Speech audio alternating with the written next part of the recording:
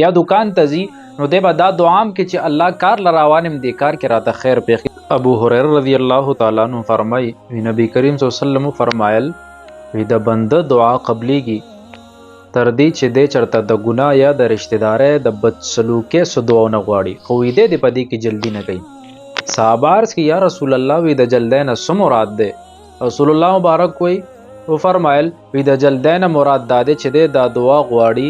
او بیا د دغه کار نشي نو دی دا دعا غوستل پرې چې زما دعا خو اسم نه قبلیږي. ګوره دعا کول د الله نه دا د انسان د پاره ډیر زیات ضرور دی ځکه چې الله نه غواړي چا نه بغواړي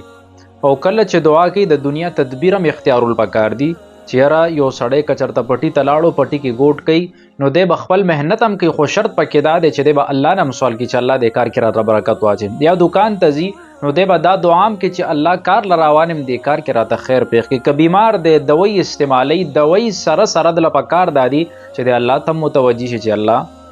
مانه دا بیماری لري کې دا مرض لري کې شفا ورکوونکې ذات دی تا نه علاوه څوک نشته. یا که چرته سړی د کور وځي کور ته تاله ولګوي نو دا تاله لګول دا یو تدبیر دی خدای به الله نه سوال کوي چې الله زما د دې کور حفاظت وکړي د غلانو نه حفاظت وکړي. که مونځ لذي عبادت کوي نو دی به الله نه مدد غواړي چې الله د شیطان د وسوسو نه مې په دې کې وساتي.